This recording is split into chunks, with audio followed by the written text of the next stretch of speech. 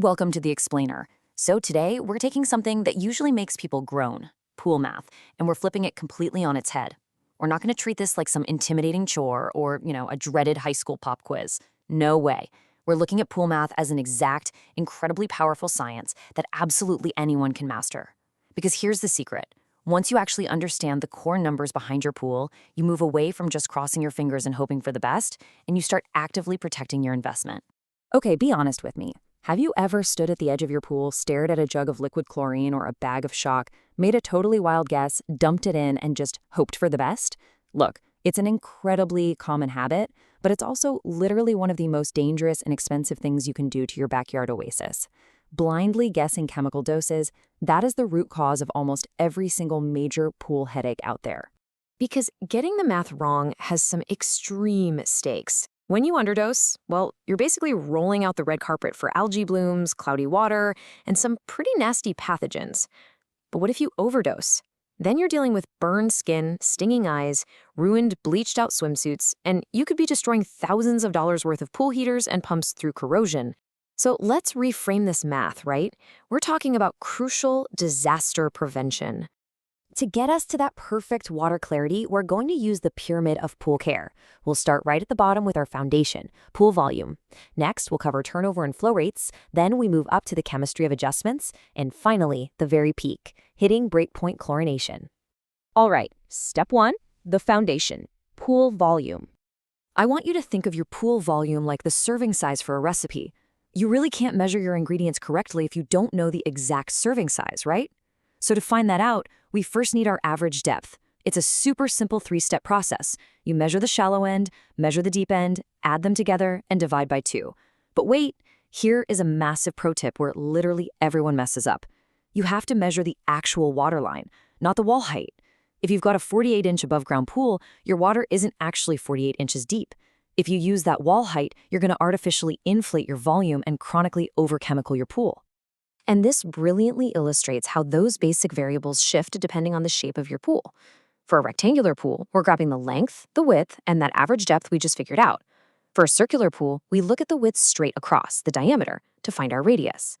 Once we have these geometric building blocks, we're ready to figure out the actual physical space the water occupies. We call that cubic feet. But here's the catch. We don't buy chemicals to treat cubic feet. We buy them to treat gallons. So to convert this, there's a slight nuance in the math you should know. Exactly 7.48 gallons of water fit into one single cubic foot.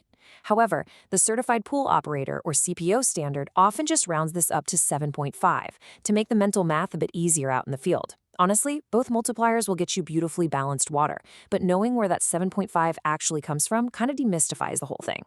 So for a rectangle pool, it's just length times width times average depth times our gallon multiplier. Easy. Now let's look at a different shape to see how this builds. Round pools and spas might look a bit tricky at first glance, but they rely on the exact same logic. Instead of length and width, we use the radius, which remember is just half of the diameter straight across the middle. We square that radius, multiply it by pi, which is 3.14, then multiply by our average depth, and finally by our trusty 7.5 gallon multiplier. And just like that round hot tub isn't a mystery anymore. It's just a simple math equation. Okay, but what if you have one of those really beautiful, complex, kidney-shaped pools? Do not panic. You do not need a degree in calculus for this. Industry standards actually give us specific multipliers, like 0.45 or 0.585, that you multiply by the maximum length and widths to get a really solid estimate of the area.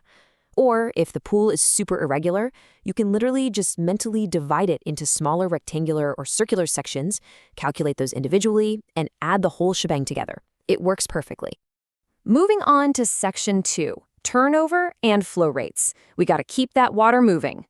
Knowing your exact volume is totally useless if that water just sits there stagnating. Take a look at the stark differences in these turnover rates. The turnover rate is simply the time it takes for every single drop of water in the facility to pass through the filter one time. A standard swimming pool has a 6-hour turnover rate, but look at a hot, heavily used spa. It requires a rapid 30-minute turnover. Waiting pools and therapy pools, they fall somewhere right in the middle. The mechanical demands on your equipment change drastically based on what kind of water you're dealing with. To hit those turnover times, we need to know our flow rate. This is officially defined as the required number of gallons per minute, or GPM, passing through your system. So the crucial point is this. Knowing your required flow rate dictates exactly what size pump and filter you need to buy. Think about it. If your pump can't hit your target GPM, your water is never going to get fully filtered. The CPO workbook formula lays this out so cleanly. You take your total pool volume, divided by your turnover rate in hours, and then divide that by 60 minutes. Boom. The result is your flow rate in gallons per minute. For example, a 200,000-gallon pool that needs a 6-hour turnover requires a pump that can push over 555 gallons every single minute. That is a ton of water. The math never lies, and calculating this prevents you from wasting money on underpowered equipment. All right, section 3, the chemistry of adjustments. Let's balance that ecosystem. Welcome to the upper levels of the pyramid, where we finally use our volume data to safely add chemicals. But first, we have to know our ingredients. The CPO manual outlines the characteristics of different disinfectants, and it is eye-opening. Notice how sodium hypochlorite, which is liquid chlorine, actually raises the pH of your water. But trichlorpucks, they drastically lower it, with a pH of nearly 2.8. Plus, they have completely different percentages of active strength. You absolutely cannot just swap one chemical for another without understanding how it's going to alter the total chemistry of the water. Now, when we talk about pool chemistry, we speak the language of parts per million, or ppm. I know, this can sound a bit abstract, but it's actually an incredibly precise measurement. 1 ppm represents exactly 8.3 pounds of a chemical per 1 million gallons of water. Why 8.3 pounds? Because that's exactly how much 1 gallon of water weighs. But here's the kicker. A liquid chemical like chlorine is denser and heavier than water. And that is exactly why we have to rely on mathematical formulas to convert these amounts accurately. And here it is, the master recipe used on the CPO exam for making chemical adjustments. You take your pool volume, divide it by 10,000, multiply it by the ppm change you want to achieve, multiply that by the specific chemical multiplier, and finally convert those ounces into pounds or gallons. I know, it sounds like a lot at first glance, but really it is just plugging numbers into a formula. It completely removes the guesswork, guaranteeing that when you add acid or chlorine, you're hitting your exact target every single time. And finally, section 4, breakpoint chlorination, the ultimate water cleanup. You know when you walk into an indoor pool area and it smells super strongly of chlorine and it kind of burns your eyes? People think that means there's too much chlorine, but actually, scratch that. It's the exact opposite. It's because of combined chlorine that is locked onto sweat and bacteria and essentially stopped working. To destroy it, we use a master-level technique called breakpoint chlorination, and there is one golden rule to achieve this. 10. Your free active chlorine must be raised to exactly 10 times the amount of the combined chlorine to literally shatter its chemical bonds. Here's how you trace the math on this one. First, you test your water to find your total chlorine and your free chlorine. Total minus free gives you your combined chlorine. Then, you take that combined chlorine number and multiply it by our magic number, 10. That is your breakpoint target.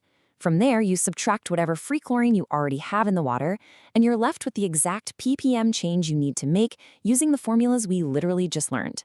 It is a brilliant, cascading set of calculations that absolutely nukes contaminants. Okay, let's dive into this summary because the overarching theme of this explainer is simple. The math never lies. You start by determining your precise volume using the right geometric shapes. That base volume tells you your necessary flow rate so you buy the right pump size. That exact same volume plugs directly into your chemical formulas to give you precise dosages. And doing all of that, following the pyramid, is what finally guarantees a perfectly balanced, safe, and crystal clear pool. Which leaves us with this final crucial thought. If every single decision you make, every piece of expensive equipment you buy, every chemical adjustment you pour, every breakpoint you try to hit, if all of that rests entirely on your pool's baseline volume, are you absolutely confident in the math you did on day one? If there's even a shadow of a doubt, it might just be time to go outside today, grab a tape measure, find your real water depth, and calculate your true foundation. Thanks for joining me on this explainer, and happy calculating.